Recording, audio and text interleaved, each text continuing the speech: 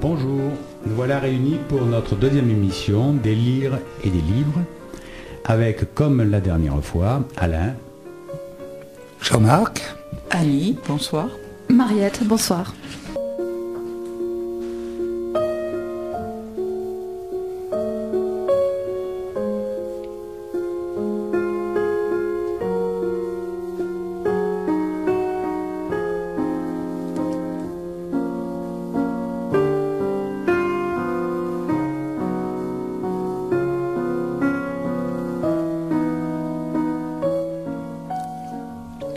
Bonsoir, c'est Mariette pour le Focus musical.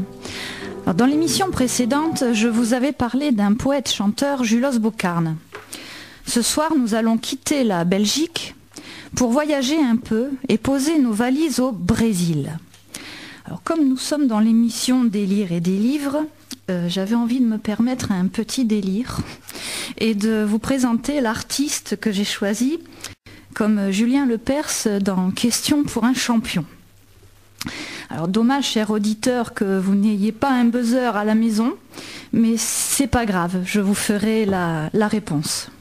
Attention, je sors ma fiche. Top départ. Je suis né à Rio de Janeiro en 1913 et j'y suis mort en 1980. On m'appelait le petit poète. J'ai été dramaturge, journaliste, poète et compositeur. Connu pour mes sonnets, mais aussi comme fumeur et amateur de whisky, je me représentais sur scène assis à une table avec mon verre, mon cendrier et mes grosses lunettes pour lire mes poésies. Séducteur invétéré, je me suis marié 9 fois, mon œuvre est vaste, allant de la littérature au théâtre, en passant par le cinéma et la musique. J'ai été le partenaire de Tom Jobim, Toquinho, Baden-Powell et Carlos Lyra, musiciens de la bossa nova entre autres. Je suis Vinicius. Bravo, cher auditeur. Alors, Vinicius de Moraes, de son nom complet. Il est un personnage clé de la musique brésilienne contemporaine. Il est co-auteur de plus de 400 chansons, dont quelques standards du jazz aussi. Et poète, il se fit l'interprète de ses chansons. Alors il a commencé à écrire jeune, il a commencé à l'âge de 14 ans. Par la suite, il va mener des études de droit, qui n'ont rien à voir avec l'écriture, mais il se consacre à ça, à l'écriture. À l'âge de 20 ans, il a déjà publié plusieurs livres et il finit par abandonner le droit et étudier la littérature à Oxford en Angleterre. Alors, il a une vie assez incroyable. Pour résumer, sans passer par ses convictions religieuses ou politiques, sa vie va se partager entre ses activités diplomatiques, parce qu'il va devenir diplomate, et ses activités artistiques. Par exemple, pendant qu'il obtient son premier poste diplomatique comme vice-consul à Los Angeles, il publie Poemas, Sonetos et Baladas. Ou encore, pendant qu'il est second secrétaire d'ambassade en France, il compose sa première samba. Et pendant qu'il est consul du Brésil au Havre en France, il publie Libro de Sonetos et Novas Poemas, le volume 2.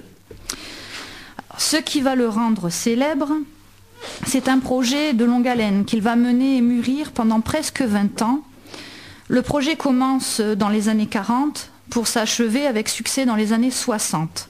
Alors le projet est le suivant, c'est de transposer le mythe d'Orphée et Eurydice dans une version moderne qui se passe à Rio, dans les favelas. C'est donc en 1941 qu'il commence à écrire, alors sous forme d'un livret de théâtre, Orfeu da Conceição, qui va devenir le film célèbre Orfeu Negro, Orphée noir. C'est quand même réalisé par Marcel Camus et produit par Sacha Gordine. Alors ça sort en 1960 et les prix tombent de toutes parts. Oscar du meilleur film étranger, Palme d'or au Festival de Cannes, et j'en passe et des meilleurs. On entend partout la bande originale du film qu'on doit à Vinicius, Tom Jobim, qui était dès lors un pianiste inconnu, et Luis Bonfa. Alors, la chanson qui s'appelle A Felicidad, ça parle du bonheur qui est court et de la tristesse qui, elle, reste sans fin. Pour vous donner une idée, je vous laisse écouter un court extrait.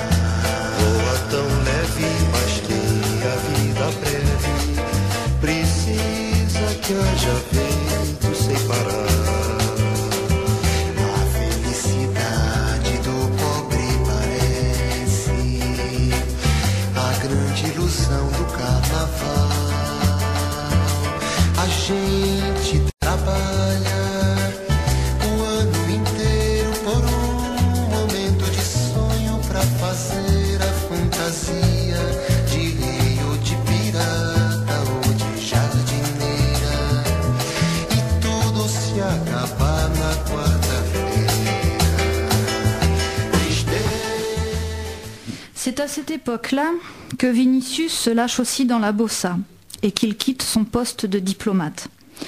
Disons que déontologiquement, être diplomate et se produire sur scène, ça ne le fait pas. Il va travailler avec des musiciens célèbres comme Baden-Powell, Francis Im, Edu Lobo, Carlos Lira, Pixinguinha, Harry Barroso, Joyce et surtout Toquinho, qui va devenir son ami fidèle et son guitariste attitré. Alors vous connaissez tous le film Un homme et une femme, de Claude Lelouch, qui est sorti en 1966.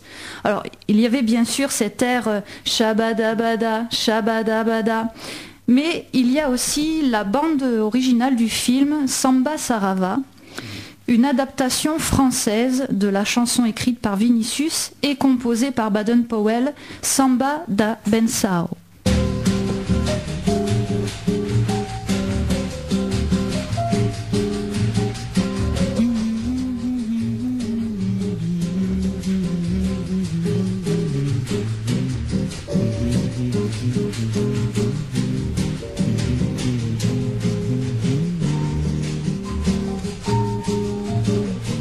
Être heureux, c'est plus ou moins ce qu'on cherche. J'aime rire, chanter, et je n'empêche pas les gens qui sont bien d'être joyeux.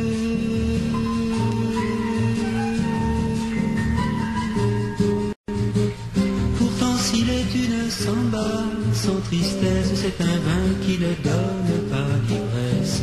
Un vin qui ne donne pas l'ivresse. Non, ce n'est pas la samba que je veux.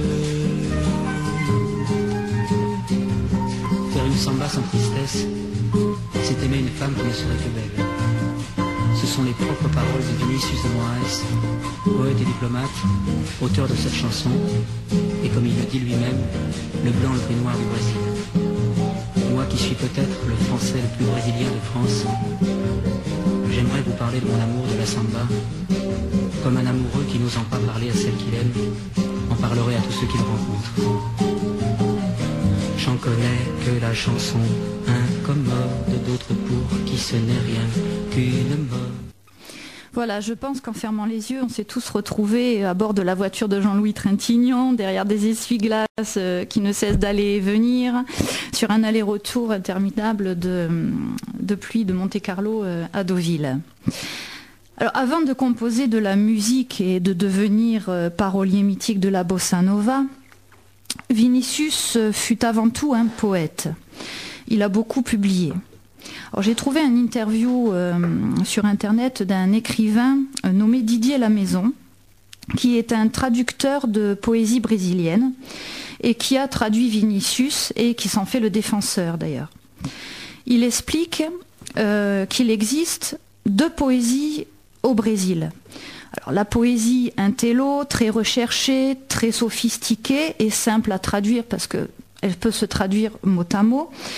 Et d'un autre côté, la poésie populaire, où on pourrait placer Georges Amado et Vinicius, qui est un peu plus difficile à traduire, parce qu'il faut traduire derrière les mots.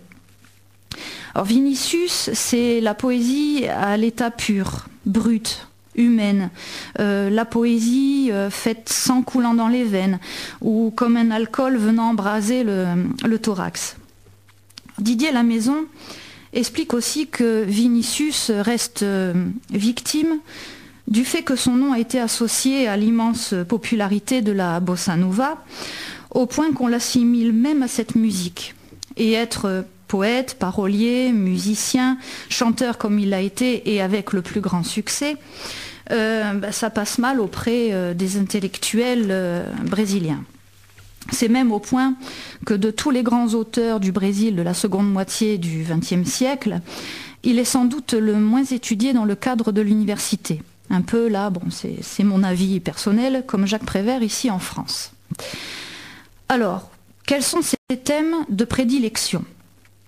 Il y en a 3 en fait, mais qui sont reliés entre eux. Il y a la femme, l'amour et la mort. Alors, par rapport à la femme, il a écrit par exemple « Recettes de femmes, 5 élégies et autres poèmes ». Alors, ça n'est sorti en français qu'en 2012, là, aux éditions Chandaigne.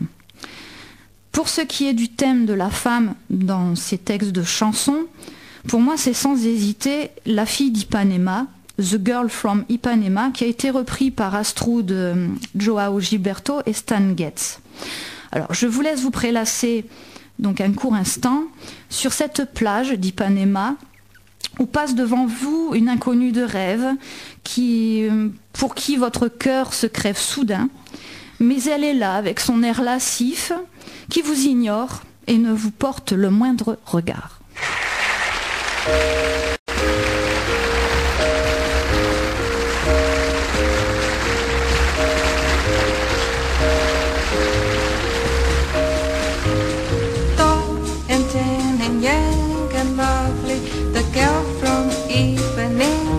Walking, and when she passes, each one she passes goes.